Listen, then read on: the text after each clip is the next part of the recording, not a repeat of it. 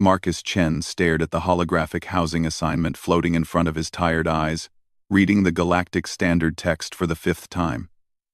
The words hadn't changed, but he kept hoping they would. Residential Complex Zeta 7, Species Classification, restricted to female identifying sentience of non-human origin. His stomach dropped as the reality sank in. The shuttle ride to Kepler Station had taken 3 months, and his entire life savings had gone into securing passage and the housing deposit.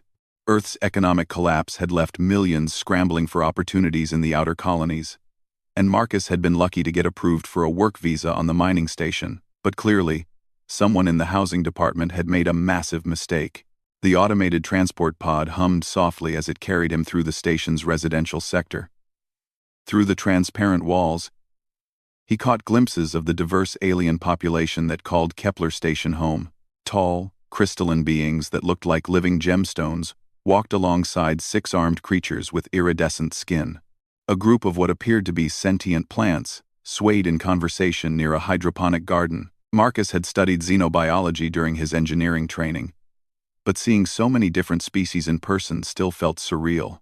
When the pod stopped at Complex Zeta 7, Marcus grabbed his single duffel bag and stepped onto the platform. The building stretched upward for at least 50 floors, its bioluminescent exterior walls pulsing with a gentle blue rhythm. 2 security drones immediately scanned him, their mechanical voices speaking in rapid-fire Galactic Standard. Identity confirmed. Marcus Chen, human male, age 28, engineering specialist, Class C. Warning: this individual does not match housing complex demographic parameters. Please redirect to appropriate facility. Before the drones could escort him away, a melodic voice called out from the building's entrance. "Wait, is that the new resident?"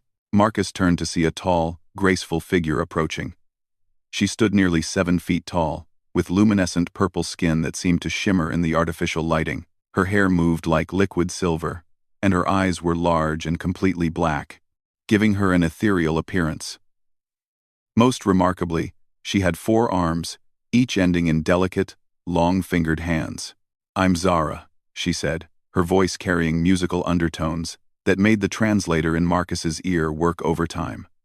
"I'm the complex manager. You must be Marcus Chen." "Yes, but I think there's been a mistake," Marcus began, holding up his housing assignment. "This says the complex is restricted to female non-humans. And I'm obviously human and male, yes." Zara's expression was difficult to read, but she seemed amused rather than concerned. "There hasn't been a mistake." "Well, not exactly." She gestured for him to follow her into the building's lobby. The interior was stunning, with walls that seemed to be alive, shifting between soft pastels and creating intricate patterns.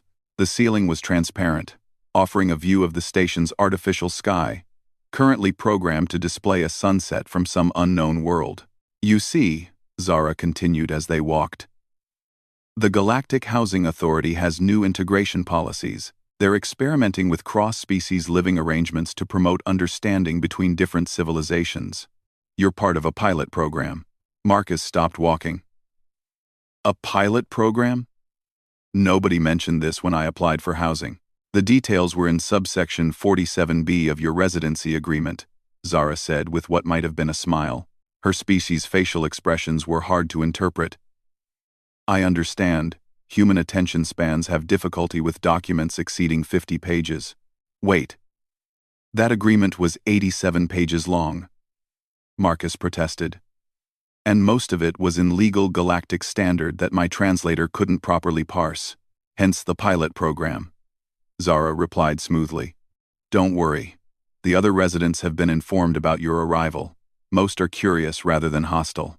As if summoned by her words, the lobby's elevator doors opened with a soft chime. 3 figures emerged, each representing a different species Marcus had never seen before. The first was roughly humanoid but covered in what looked like sophisticated armor that seemed to be part of her body. The second appeared to be made of some kind of flexible metal, her form constantly shifting and flowing. The third looked like a cross between a human and a large cat, with fur that changed colors as she moved. This is Kexara, Zara said, indicating the armored figure. She's from the hegemony of Vex. Her people are renowned warriors and engineers. Kexara stepped forward, and Marcus realized that what he'd taken for armor was actually her natural exoskeleton. When she spoke, her voice was deep and resonant. I have heard much about human engineering capabilities. Your species built crude but effective vessels to reach the stars with primitive technology. Impressive for such a young civilization. This is Nith, Zara continued, gesturing to the metallic being. She's a Morphean. Her people can reshape their bodies at will. Nith flowed closer, her form briefly mimicking Marcus's general shape before returning to her preferred configuration. Fascinating, she said in a voice that sounded like wind chimes. Your biophysical structure is so rigid, so permanent. How do you adapt to changing circumstances? 1. And this is Quilara, Zara finished, indicating the cat-like being whose fur was currently shifting through various shades of blue and green. She's from the feline Commonwealth of Andara. Quilara's ears twitched, and she tilted her head in a gesture that was unmistakably curious. You smell different from the other humans who work on the station, she observed. Less synthetic, more natural. Marcus felt overwhelmed by the attention. I appreciate the welcome, but I still think there might be some confusion. I'm just a maintenance engineer. I was expecting standard housing with other human workers. Standard is boring, Kixara declared. The Vex value challenges that forge stronger beings. Living with other species will make you more adaptable. Plus, Zara added, the rent for this complex is 30% lower than standard human housing. The Galactic Housing Authority is incentivizing the pilot program. That got Marcus's attention.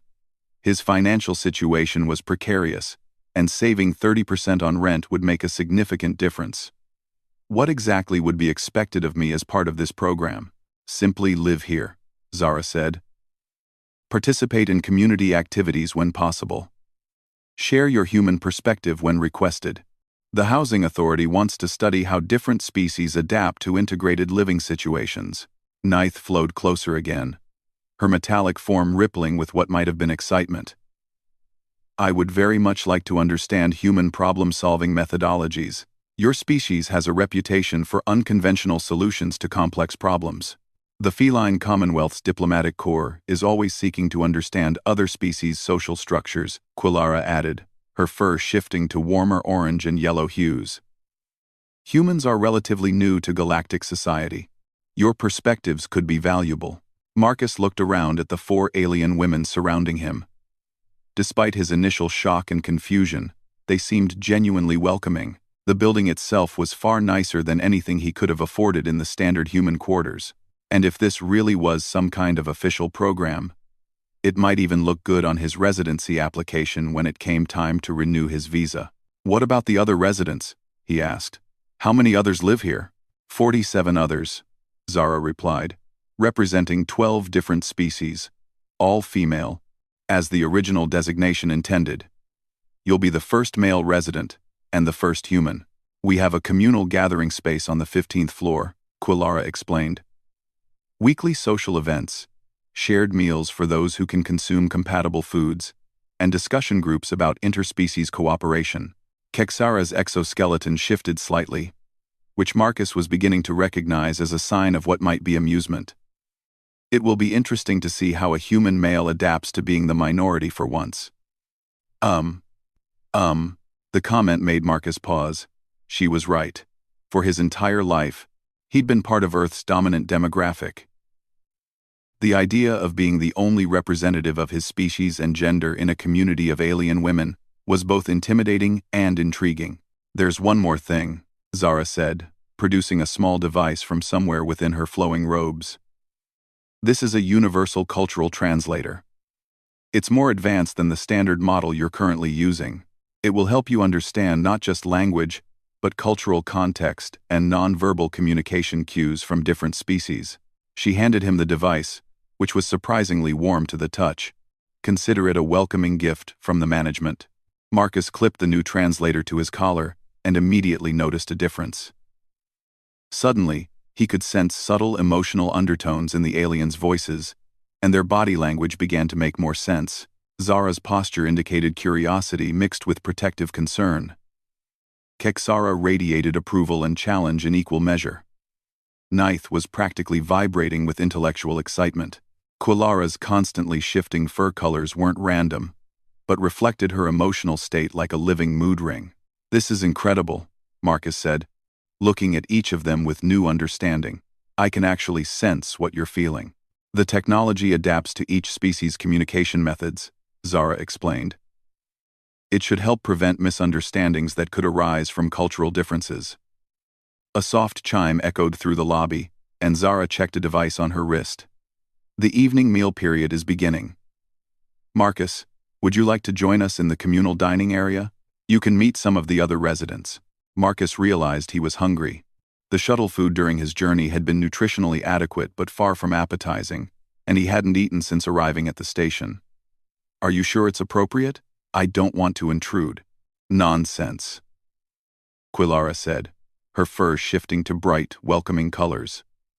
"The dining area has food synthesizers programmed for dozens of different species' nutritional needs. They certainly have human-compatible options." As they walked toward the elevator, Ninth flowed alongside Marcus. "Tell me," she said, her voice carrying harmonics of genuine curiosity. "What do humans do for entertainment? Your species' cultural exports suggest you enjoy competition and storytelling." "That's pretty accurate," Marcus replied, still marveling at how the advanced translator let him understand the subtle emotions behind her words. "We play games, watch movies, read books. We're social creatures, mostly." "Games?" Kexara's interest was immediately apparent. "What kind of games? Physical challenges? Mental puzzles? Combat simulations?" "All of those, actually," Marcus said as they entered the elevator. "Everything from chess to football to video games that combine strategy, reflexes, and teamwork." The elevator began to rise, and through its transparent walls, Marcus could see into some of the residential floors. Each seemed to be adapted for different species' needs. Some had higher gravity, others featured aquatic environments, and a few had atmospheric compositions that glowed with different colors. "This is fascinating," Neith said. "Morphians don't really play games in the traditional sense. We experience entertainment by flowing through different configurations and experiencing new physical sensations. The Vex test ourselves through combat trials and engineering challenges," Kixara added. "But we don't have recreational activities. Felines play, but our games are mostly about hunting and social hierarchy," Quilara explained. "The idea of arbitrary rules and objectives for pure enjoyment is intriguing." The elevator stopped at the 15th floor, and the doors opened to reveal a spacious dining area filled with beings from species Marcus couldn't even begin to identify. The room was designed with different environmental zones to accommodate various atmospheric and gravitational preferences. Food synthesizers lined one wall, while comfortable seating areas were scattered throughout the space, each adapted for different body types and sizes. The conversation in the room gradually quieted as Marcus entered. He felt dozens of alien eyes focusing on him, studying Earth's representative with obvious curiosity. For a moment, he wondered if he'd made a terrible mistake. Then a small, furry creature with enormous eyes bounded over to them. "Is this the human?" she asked in a voice like tinkling bells. "I'm Pip. I'm from Kessel Minor, and I've never seen a human up close before." Her enthusiasm was infectious, and Marcus found himself smiling. "I'm Marcus. Nice to meet you, Pip. Your teeth are so symmetrical," Pip exclaimed, clapping her tiny hands together. "And you only have 2 arms. How do you get anything accomplished?" Before Marcus could answer, Zara gently guided him toward one of the food synthesizers. "Let's get you fed first. Then you can answer all of Pip's questions." As Marcus stood in front of the synthesizer, trying to navigate its complex menu of human food options, he realized that his life had just taken a completely unexpected turn. He'd come to Kepler Station hoping for steady work and a chance to build a new life after Earth's economic collapse. Instead, he'd found himself as the sole human male in a complex full of alien women, who seemed genuinely interested in understanding his species and culture. The synthesizer produced a meal that looked remarkably similar to his grandmother's chicken stir-fry, complete with vegetables that he recognized. He took a tentative bite and was pleased to discover that it actually tasted authentic. "Good?" Quilara asked, settling nearby. Her fur had shifted to soft pastels that the translator indicated represented friendly curiosity. "Surprisingly good," Marcus admitted. Several of the nearby aliens laughed at that, and Marcus realized that humor might be one of his most valuable tools for fitting in here. If these beings wanted to understand human culture, he could certainly share humanity's tendency to find humor in unexpected situations. As the evening progressed, Marcus found himself surrounded by a growing group of curious aliens, each asking questions about human society, technology, and customs. Some of their questions were surprisingly insightful, while others revealed just how little the galactic community understood about Earth and its people. "Is it true that humans form permanent pair bonds with single individuals?" asked a crystalline being whose name Marcus hadn't quite caught. "Sometimes," Marcus replied diplomatically. "We have various relationship structures, but many humans do prefer monogamous partnerships." "How strange," the crystal being mused. "My species reproduces through group consciousness merging. The idea of limiting oneself to a single partner seems unnecessarily restrictive." "Different species, different approaches," Marcus said, falling back on what seemed to be a safe diplomatic response. As the evening wound down, Zara approached with a key card and a small packet of information. "Your apartment is on the 23rd floor," she said. "Unit 2347. The information packet contains building policies, emergency procedures, and contact information for maintenance requests." "Thank you," Marcus said, taking the key card.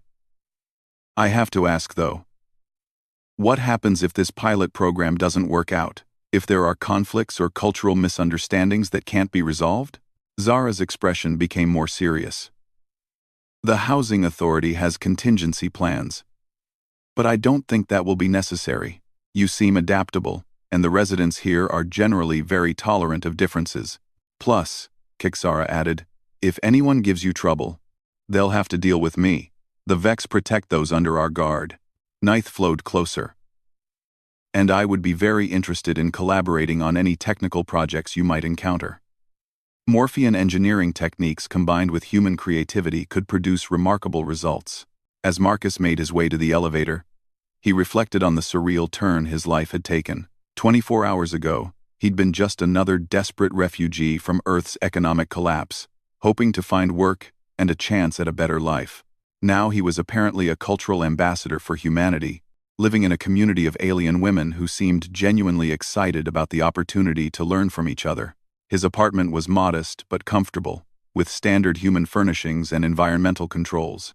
The walls could be programmed to display different views, and he selected a feed from Earth, showing a sunrise over the Pacific Ocean.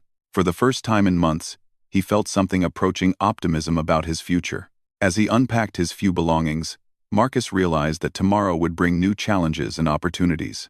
He'd need to report for his first shift in the station's engineering department, and he'd be working alongside other species with different approaches to problem-solving and teamwork. But tonight, he was simply grateful to have found a place where being different was seen as an asset rather than a liability. The last thing he did before sleep was to record a message for his sister back on Earth, though he knew it would take weeks to reach her through the interstellar communication networks. "Hey Sarah," he said to the recording device. "You're not going to believe where I ended up living. I think I might actually like it here." 3 weeks into his residency at Complex Zeta 7, Marcus had developed a morning routine that would have seemed impossible during his first day on Kepler Station. He woke to the soft harmonics of Ninth's wake-up melodies, which she broadcast through the building's communication system as part of her voluntary role as the complex's unofficial alarm system.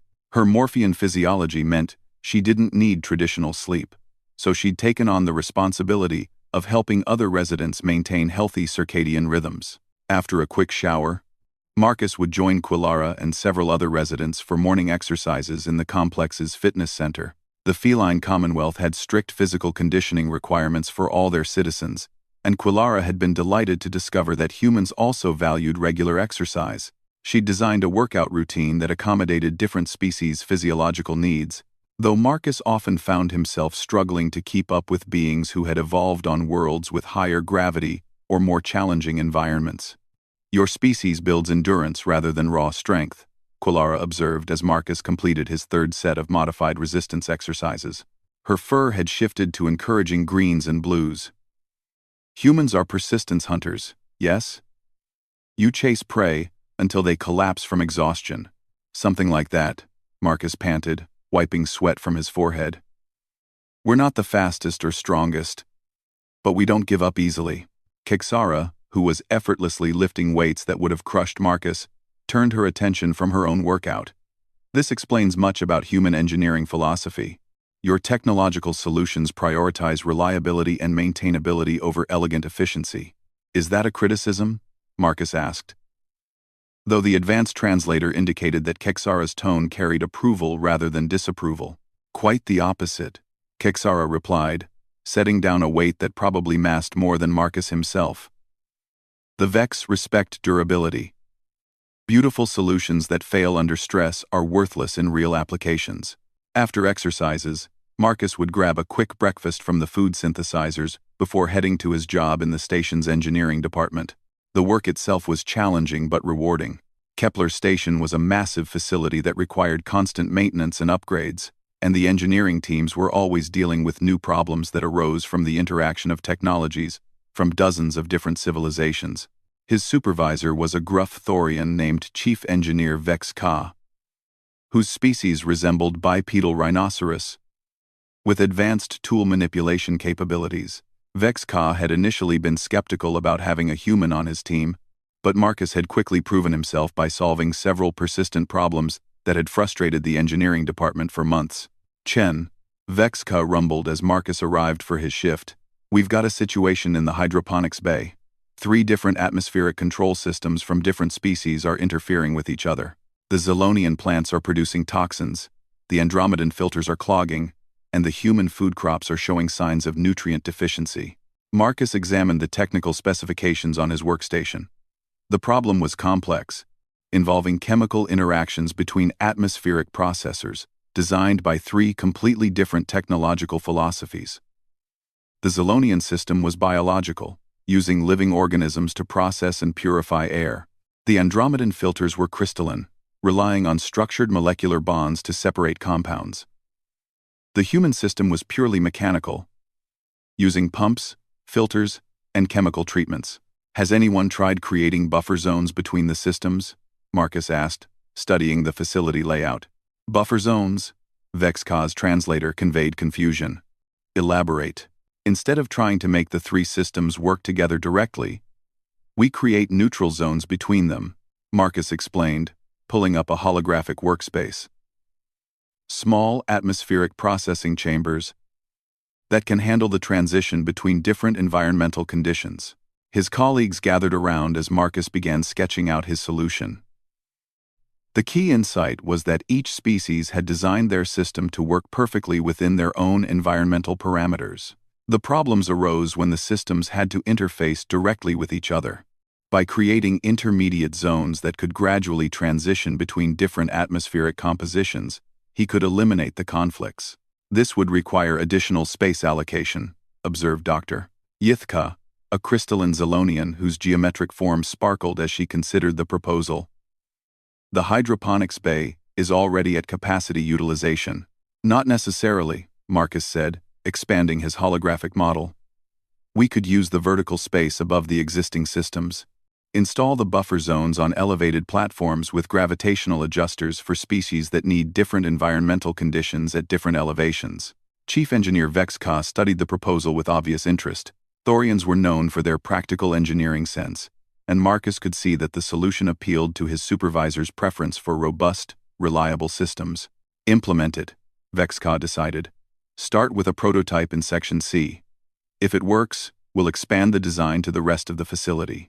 As Marcus began working on detailed technical specifications, He realized that his time in Complex Zeta 7 was influencing his approach to engineering problems. Living with beings from so many different species had taught him to think about solutions that accommodated radically different needs and perspectives, rather than assuming that one-size-fits-all approaches would work. The morning's success put Marcus in a good mood as he returned to the complex for lunch. The common area on the 15th floor had become his favorite place to eat. Not just because of the variety of food options, but because of the fascinating conversations that always seemed to develop around meal times. Today, he found Pip engaged in what appeared to be a heated debate with Zara and several other residents about trade negotiations between the Galactic Commerce Guild and the Independent Worlds Alliance. Despite her diminutive size and youthful appearance, Pip was apparently a highly skilled economist whose species specialized in complex financial analysis. The humans have disrupted traditional trade patterns, Pip was explaining, her tiny hands gesturing emphatically. Their industrial capacity is primitive, but their innovation rate is unprecedented. They're introducing new concepts faster than established markets can adapt. This is causing instability? Asked Dr. Yithka, who had apparently finished her shift in the hydroponics bay and joined the group for lunch. Not instability, Pip corrected. Opportunity. Human unpredictability is creating arbitrage possibilities that didn't exist before their species joined galactic civilization. Marcus settled into a nearby seat with his synthesized lunch. Are you talking about Earth's economy?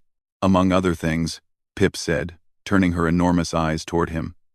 Your species has introduced concepts like crowdfunding and viral marketing that are completely foreign to traditional galactic commerce. Some sectors are seeing profit margins increase by orders of magnitude, and other sectors are collapsing as human innovations make their products obsolete, Zara added. The ripple effects are still propagating through galactic markets. Marcus felt a strange mix of pride and concern.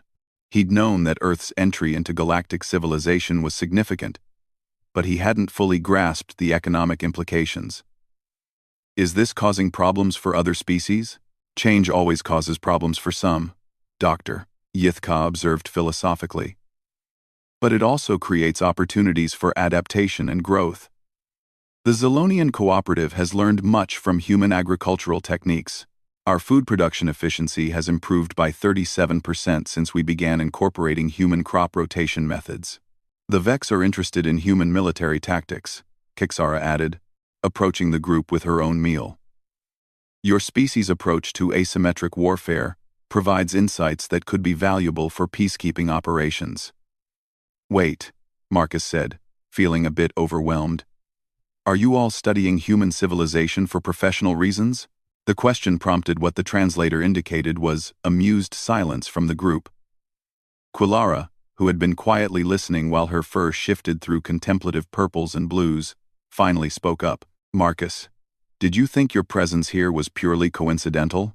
The Housing Authority's pilot program specifically selected residents who could benefit from cultural exchange with a human representative. Marcus stared at her.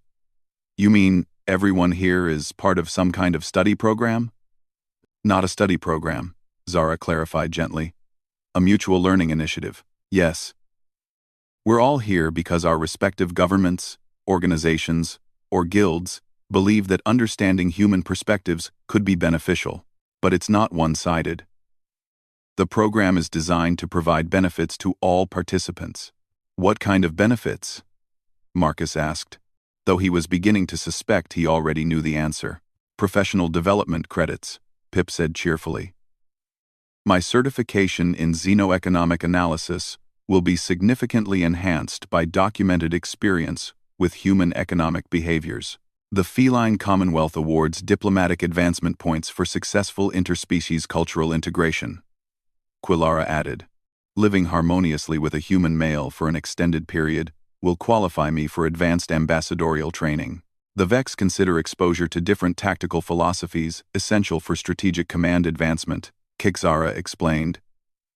Your species' unconventional approaches to problem-solving provide valuable perspective. 2. Marcus felt a moment of indignation. So I'm basically a research subject? A human specimen for you to observe and analyze? The mood in the group shifted immediately. Zara's posture conveyed genuine concern, while Quillara's fur darkened to apologetic colors. Even Pip's normally cheerful demeanor became more subdued. "That's not how we see it," Zara said carefully. "You're a resident, a neighbor, a friend. The fact that we're also learning from each other doesn't diminish the value of those relationships. Besides," Kixara added with what Marcus was learning to recognize as her version of a grin, "you're benefiting from the arrangement as well. Reduced rent, advanced translation technology, access to resources and opportunities that wouldn't normally be available to a first-year immigrant." Marcus considered their words. It was true that his living situation was far better than what he could have afforded on his standard salary. The connections he'd made in the complex had already proven valuable in his work, providing insights and perspectives that had improved his engineering solutions. And if he was being honest with himself, he was learning as much from them as they were from him. "I suppose it's mutually beneficial," he conceded. "I just wish someone had explained the full situation from the beginning. Would you have agreed if you'd known the complete details?" Dr. Yithka asked, her crystalline form sparkling with what the translator indicated was curiosity. Marcus thought about it. 3 weeks ago, the idea of being a cultural representative for humanity would have seemed overwhelming and intimidating. Even now, it felt like a huge responsibility, but the relationships he'd developed here had become important to him. These beings weren't just alien neighbors. They were becoming friends. "Probably not," he admitted. "I would have been too worried about representing my entire species to a group of alien professionals." "And now?" Quillara asked gently, her fur shifting to soft, encouraging colors. "Now I realize that I don't have to be a perfect representative," Marcus said. "I just have to be myself. Humans are diverse enough that my experiences and perspectives are just one small part of what humanity has to offer. This is why the program works," Zara said with obvious satisfaction. "Authentic cultural exchange requires genuine relationships, not formal observation protocols." The conversation was interrupted by the arrival of Nith, who flowed into the dining area with what Marcus had learned to recognize as excitement. Her metallic form was shifting rapidly between different configurations, cycling through shapes at a rate that indicated intense mental activity. "Marcus," she called out, her voice carrying harmonics of discovery. "I've been analyzing the engineering reports from your work today. Your buffer zone solution demonstrates a fascinating problem-solving methodology that I think could be applied to Morphean adaptive technology challenges." "Really?" Marcus found himself genuinely interested. Over the past few weeks, his conversations with Nith had become some of the most intellectually stimulating experiences of his life. Her species' ability to physically reshape themselves at will gave them a completely different perspective on engineering and design challenges. "Yes. Morpheans typically solve interface problems by adapting our forms to bridge incompatible systems," Nith explained, briefly reshaping herself to demonstrate the concept. "But your approach suggests that sometimes it's more efficient to create neutral intermediate spaces rather than forcing direct adaptation." "That makes sense," Marcus said, warming to the topic. "Human engineering often focuses on modular design, specifically because we can't physically adapt ourselves to different requirements. We have to build flexibility into our systems instead." "Exactly. And this has applications for Morphean colony ships that need to accommodate multiple species during long-duration voyages," Nith continued enthusiastically. "Instead of requiring Morphean crew members to constantly adapt their forms to interface with different alien technologies, we could design modular buffer zones that handle the transitions automatically." Dr. Yithka's geometric form brightened with interest. "This could also apply to Zolonian biotechnology integration. Our living systems sometimes conflict with mechanical technologies, but neutral interface zones could allow for more seamless integration." As the conversation developed into an impromptu engineering seminar, Marcus realized that this was exactly what the cultural exchange program was supposed to accomplish. Ideas and perspectives flowing freely between species, creating new solutions that none of them would have developed in isolation. The afternoon passed quickly as the group explored various applications of cross-species engineering principles. By the time Marcus needed to return to work for his evening shift, They had outlined several potential collaborative projects that could benefit multiple civilizations. "We should formalize some of these concepts," Kixara suggested as the group began to disperse. The Vex Engineering Corps would be interested in funding research into multi-species compatible design standards.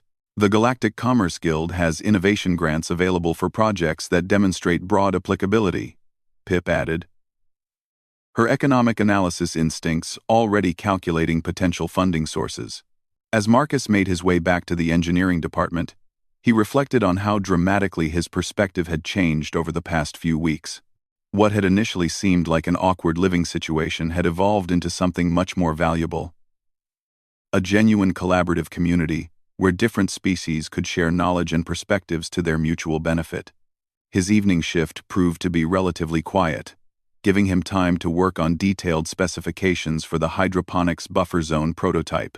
But his mind kept returning to the conversations from lunch and the potential for expanding the concepts they'd discussed into broader applications.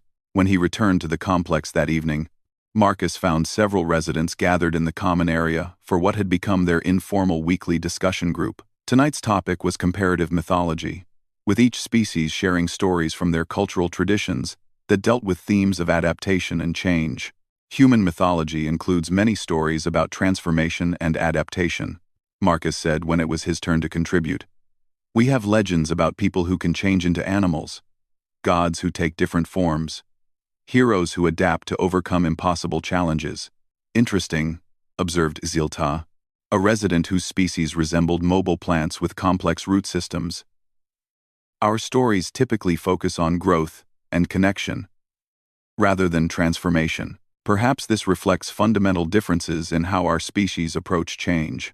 The Vex tells stories of individuals who overcome challenges through strength and determination, Kixara added. But human stories seem to emphasize cleverness and adaptability over raw power. As the evening progressed, Marcus found himself thinking about the deeper implications of these cultural exchanges. Each species brought not just different technologies and capabilities, but fundamentally different ways of understanding and interacting with the universe. The relationships forming in Complex Zeta-7 weren't just about learning each other's languages or customs.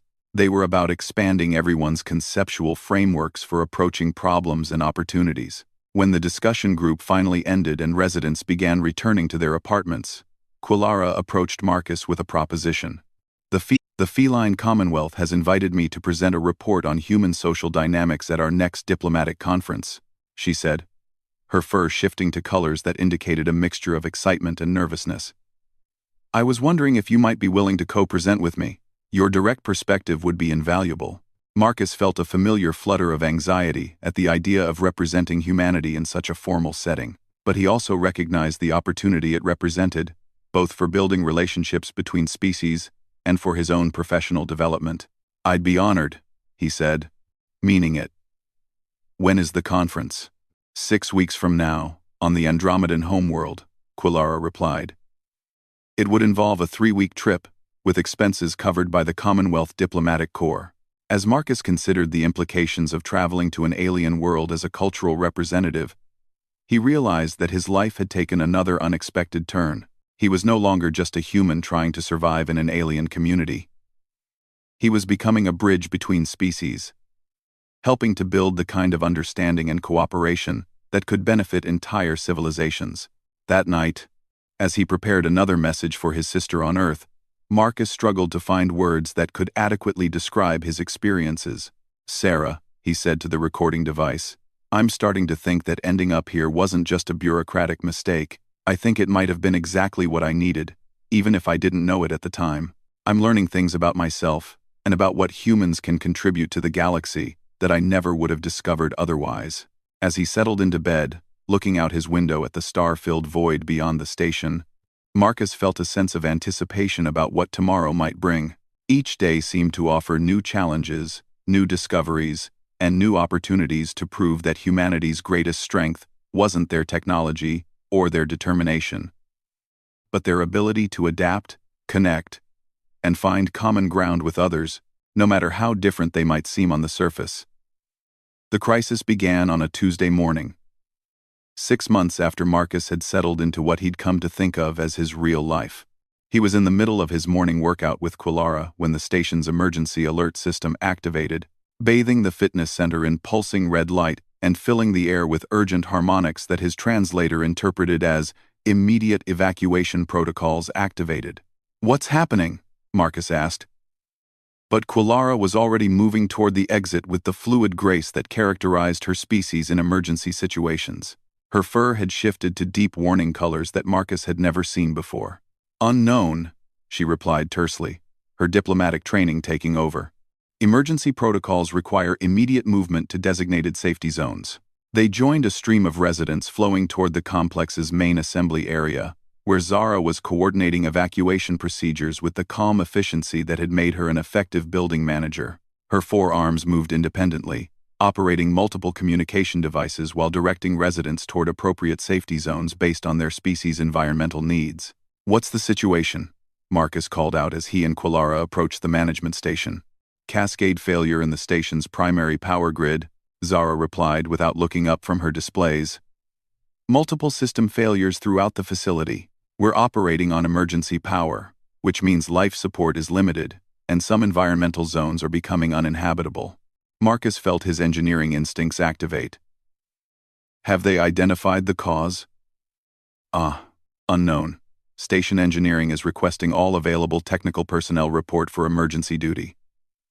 Zara finally looked up, her large black eyes focusing on Marcus. "That includes you." Before Marcus could respond, Nith flowed into the assembly area, her metallic form cycling rapidly between configurations in what Marcus had learned indicated extreme distress among Morphians. "The cascade is affecting more than just power systems," she announced to the group. "Atmospheric processors are failing, gravitational stabilizers are going offline, and the station's structural integrity systems are showing critical warnings." Kexara approached the group, her normally confident posture conveying uncharacteristic concern. "Vex military engineers are reporting that this isn't a random failure. The pattern suggests sabotage or hostile action." "Sabotage?" Marcus asked, struggling to process the implications. "Who would attack Kepler Station?" "It's a civilian facility. Several possibilities," Kexara replied grimly. "Pirates looking to disable station defenses before a raid. Political extremists opposed to multi-species cooperation. Corporate interests seeking to destabilize mining operations." The conversation was interrupted by Chief Engineer Vex Ka's voice booming through the complex's communication system. "All engineering personnel report immediately to Emergency Coordination Center Alpha. This includes Human Engineer Chen. Priority Alpha authorization." Marcus looked around at the faces of his friends and neighbors, seeing worry and uncertainty reflected in the expressions and color patterns of a dozen different species.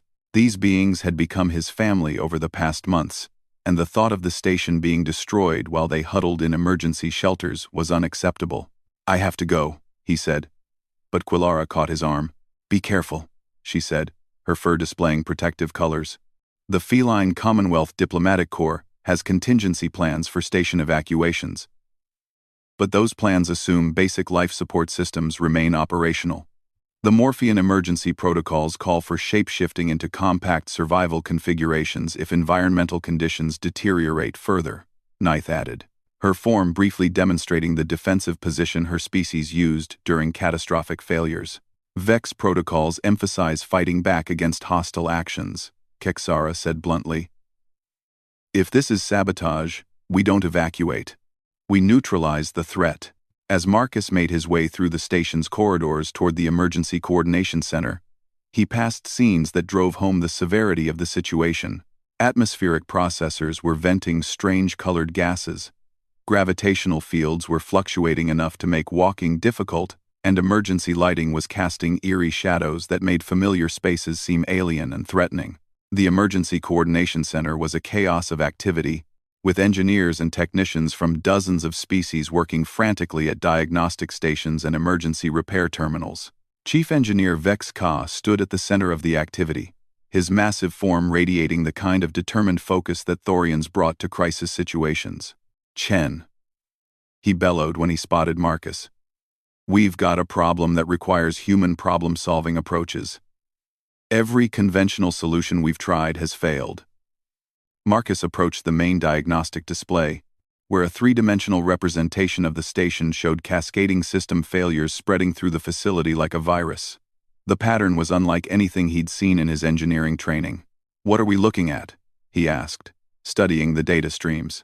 "Unknown hostile code has infiltrated our primary control systems," explained Dr. Yithka, her crystalline form sparkling with intense intellectual focus. "It's not attacking systems directly. Instead, it's subtly altering operational parameters to create resonance conflicts between different technological subsystems." Resonance conflicts? Marcus examined the technical specifications more closely. "You mean it's making different systems interfere with each other?"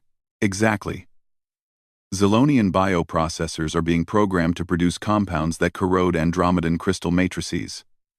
Vex mechanical systems are generating vibrations that destabilize Morphean adaptive technologies. Human electrical systems are experiencing power fluctuations that disrupt Thorian gravitational controls."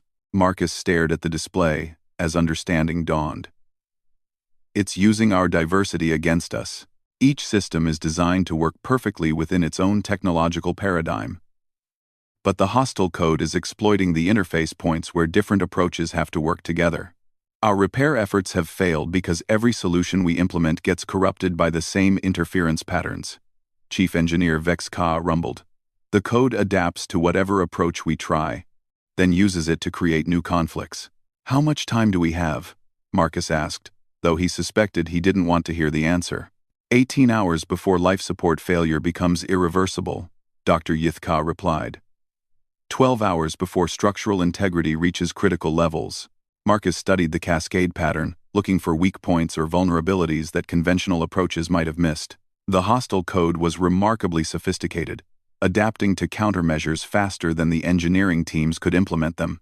But there was something about its behavior that seemed familiar. "Can you show me the propagation pattern in real time?" he asked. The display shifted to show the active spread of system conflicts throughout the station. Marcus watched the pattern develop, noting how the code spread from system to system, always finding new interface points to exploit.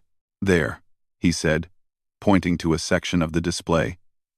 "It's not just adapting to our countermeasures. It's learning from them. The code is using our own repair attempts to map the station's systems more completely." "Which means what?" Chief Engineer Vex Ka asked impatiently. "Which means we need to stop trying to fight it directly," Marcus said, his mind racing through possibilities. "Every time we try to repair a system, we're giving it more information about how our technologies work together."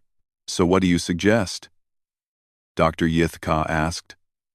"Allow the cascade to continue unchecked?" Marcus shook his head. "No. We need to give it something it can't adapt to. Something that doesn't fit any of the technological paradigms it's designed to exploit." He turned to the assembled engineers, representing nearly every major civilization in the galaxy. "The code understands how Zilonian biotechnology works. It knows how to interfere with Andromedan crystals, Vex mechanics, Morphean adaptation, and all the other established approaches. But what if we combine them in ways that have never been tried before? Hybrid systems?" Chief Engineer Vex K looked skeptical. "The interface problems alone would be enormous." "That's exactly why it might work," Marcus insisted. "The hostile code is exploiting known interface points. But if we create new interfaces that have never existed before, it won't have any reference points for adaptation." Dr. Yithka's crystalline form sparkled with interest. "A technological approach that exists outside the parameters of known engineering paradigms. The concept has theoretical merit, but how would we implement such a system?" asked Chief Engineer Vex Ka. "We don't have time to design and test hybrid technologies from scratch." Marcus was quiet for a moment, thinking about his experiences in Complex Zeta 7, where different species had learned to work together despite their radically different approaches to everything from problem-solving to social interaction. "We don't design the hybrid system," he said finally. "We become it." The engineering team stared at him with expressions that ranged from confusion to skepticism. "Explain," Chief Engineer Vex Ka demanded. "The hostile code exploits technological interfaces," Marcus said. moving to one of the design terminals. But what if instead of using technological interfaces, we use biological ones? Living beings making real-time decisions about how to combine different approaches. He began sketching out his concept on the holographic workspace. Dr. Yithka, your species can interface directly with crystalline technologies. Could you potentially control Andromedan crystal matrices while they're integrated with other systems? Theoretically, yes.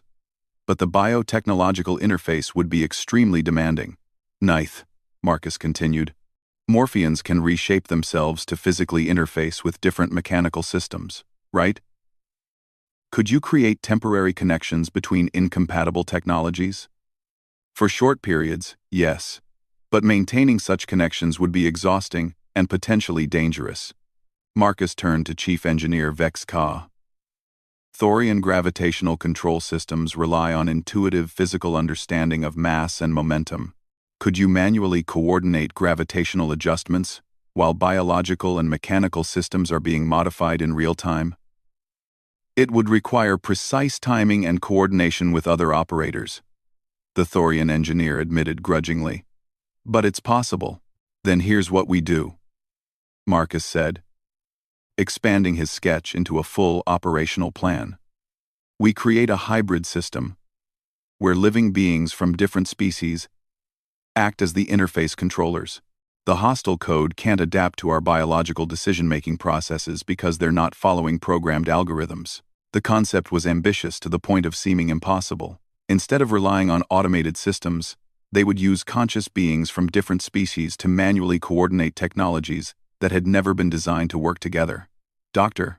Yithka would interface with crystal matrices, while Ninth physically connected incompatible mechanical systems.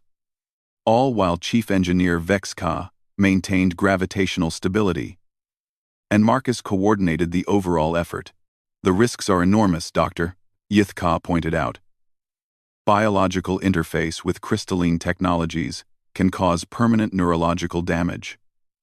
Morphian overextension can result in inability to maintain structural integrity.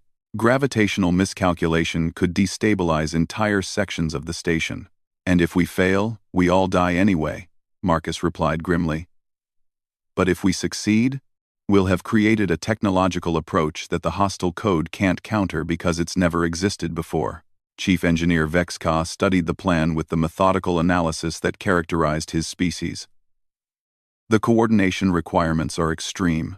Success would require perfect timing and communication between operators.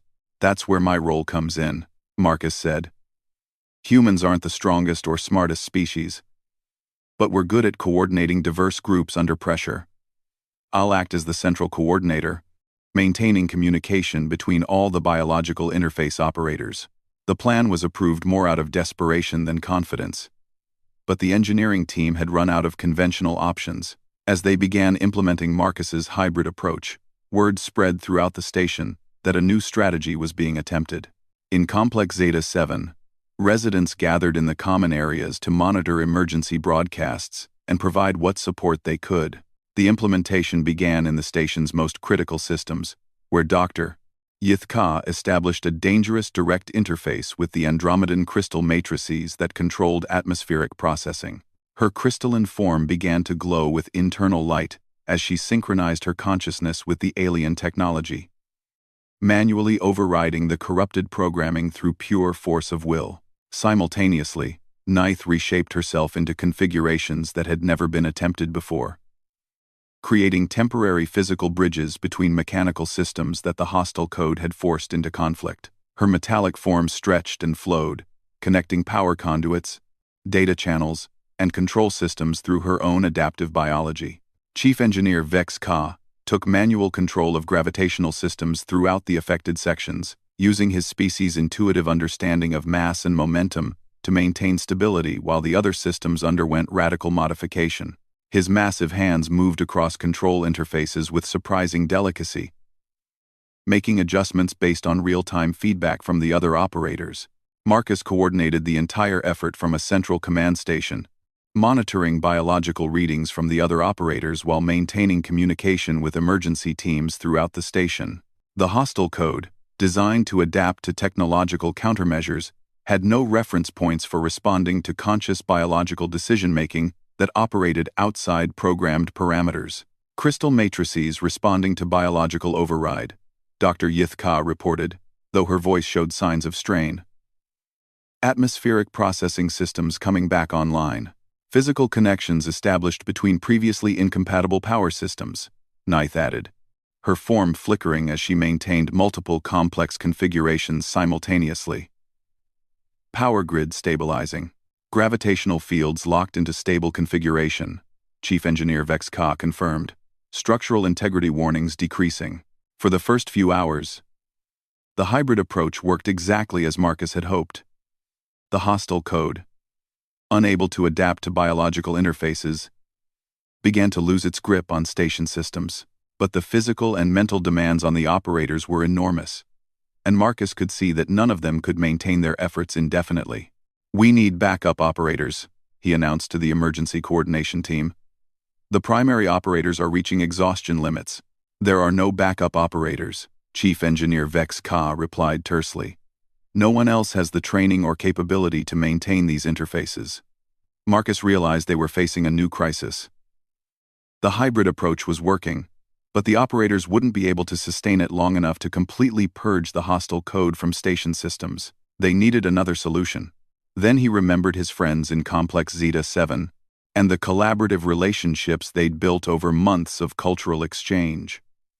Each resident had unique capabilities and perspectives that had proven valuable in their informal engineering discussions. "I need to contact Complex Zeta 7, Marcus said, activating his personal communication device. "Chen, this is not the time for personal calls," Chief Engineer Vex Ka warned. "This isn't personal," Marcus replied, establishing a connection to the complex's common area.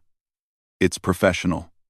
Quote, Zara's voice came through the communication link immediately. "Marcus, what's your status? We found a way to counter the hostile code, but we need additional operators with specific capabilities," Marcus explained rapidly. "Is Kexara available? We need someone who can manually coordinate defensive systems while biological and mechanical interfaces are being modified." "I'm here," Kexara's voice confirmed. "Vex military training includes manual override protocols for defensive systems. I can assist." "Quilara, are you there? We need someone who can maintain communication protocols between different species during high-stress operations." "Present," Quilara confirmed.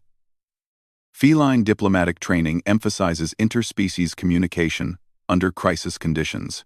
Pip, we need economic analysis of resource allocation during emergency operations. "Ready." Pip's cheerful voice was reassuring even in the midst of crisis. Emergency resource optimization is a standard economic specialization. Within an hour, Marcus's friends from Complex Zeta 7 had joined the emergency coordination effort, each contributing their unique capabilities to the hybrid technological approach. Kexara took over manual control of defensive systems, allowing Chief Engineer Vex Ka to focus entirely on gravitational coordination. Quilara established communication protocols that allowed all the biological interface operators to coordinate their efforts more effectively. Pip calculated optimal resource allocation to ensure that the biological operators could maintain their efforts without permanent damage. The collaborative approach proved to be exactly what the situation required. The hostile code, designed to exploit technological interfaces, was completely overwhelmed by a biological coordination network that operated through conscious decision-making rather than programmed algorithms. Hostile code purged from primary systems, Dr. Yithka reported 12 hours later, her crystalline form dim with exhaustion but stable. All critical functions restored to normal parameters. Mechanical interfaces secured, Nith confirmed, her metallic form slowly returning to its preferred configuration. No residual conflicts detected. Station structural integrity fully restored, Chief Engineer Vex Ka announced with obvious satisfaction. Emergency protocols can be discontinued. As the crisis passed and station systems returned to normal operation, Marcus found himself reflecting on what they had accomplished. The solution hadn't come from advanced technology or superior firepower, but from the willingness of beings from different species to work together in ways that had never been attempted before. Your hybrid approach was remarkably effective, Doctor. Yithka commented as the emergency coordination team began shutting down crisis operations. The concept of using biological interfaces to coordinate incompatible technologies could have applications far beyond emergency response. The Vex Engineering Corps will want detailed reports on these procedures, Chief Engineer Vex Ka added. Manual override protocols that rely on interspecies cooperation represent a significant advance in defensive capabilities. As Marcus made his way back to Complex Zeta 7, he was greeted by a celebration that spanned the building's common areas. Residents from a dozen different species had gathered to welcome back their friends who had helped save the station. And the atmosphere was one of genuine relief and pride. "You did it," Zara said, her forearms creating an embrace that was somehow both alien and completely familiar. "All of you. You found a way to turn our diversity into a strength that our enemies couldn't counter. That's what humans do best," Quilara observed, her fur shifting to warm, affectionate colors. "You find ways to bring different groups together and create something greater than the sum of its parts." "It's not just humans," Marcus replied, looking around at the assembled residents. "It's all of us. Every species here contributed something essential. The solution only worked because we've learned to trust each other and coordinate our different capabilities."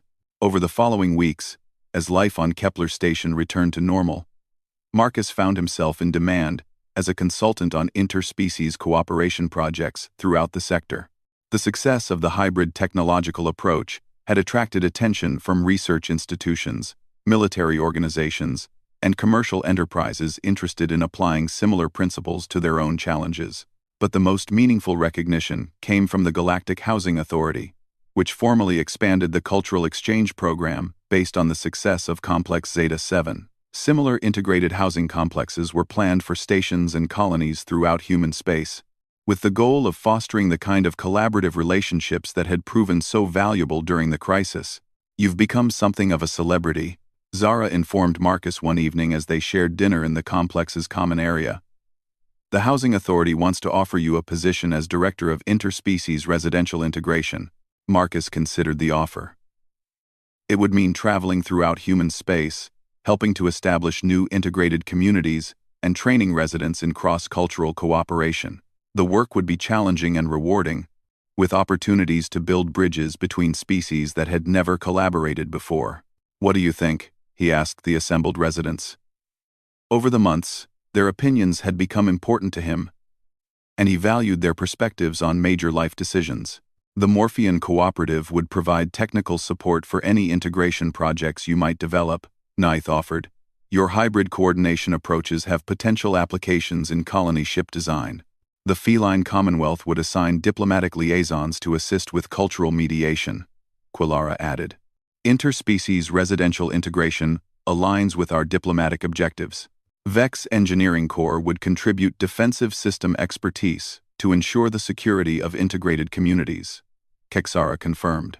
"The Kessel Economic Guild would provide financial backing for expansion projects," Pip said enthusiastically. "The economic benefits of interspecies cooperation are becoming clear to commercial interests throughout the sector." As Marcus looked around at his friends and neighbors, he realized that accepting the position would mean leaving Complex Zeta 7, but it would also mean carrying the lessons he'd learned here to other communities throughout the galaxy. The relationships he'd built and the collaborative approaches they'd developed could become models for a new kind of galactic civilization. "I'll take the position," he decided. "But only if Complex Zeta 7 can serve as the training center for the program. I want other humans to have the same opportunities I've had here." "Agreed," Zara said with obvious satisfaction. "This complex will become the flagship facility for the cultural exchange program." That night, as Marcus recorded his final message to his sister on Earth, he struggled to summarize the transformation his life had undergone. "Sarah," he said to the recording device, "I came to Kepler Station as a refugee from Earth's economic collapse, hoping for nothing more than steady work and a chance to survive. Instead, I found something I never expected. A family that spans species, a purpose that goes beyond personal survival, and evidence that humanity's greatest contribution to galactic civilization might be our ability to help others work together. He paused, looking out his window at the stars that no longer seemed alien and distant, but familiar and welcoming. "I'm staying out here," he continued. "Not because Earth has nothing to offer, but because the galaxy has everything to give. We're building something new, something that's never existed before. A civilization where diversity is a source of strength rather than division. And I think humans have an important role to play in making that vision a reality." As Marcus settled into sleep, he reflected on the unexpected journey that had brought him from economic refugee to galactic cultural ambassador. Tomorrow would bring new challenges and opportunities, but he faced them with confidence, knowing that he wasn't facing them alone. The bonds he'd formed in Complex Zeta 7 had proven strong enough to save a space station, and would be strong enough to help build a better future for all the species of the galaxy. The human who had ended up living in an all-alien women housing complex had become something more. A bridge between worlds, a coordinator of diversity, and a representative of humanity's greatest gift to the cosmos, the ability to find common ground with anyone, anywhere. No matter how different they might seem.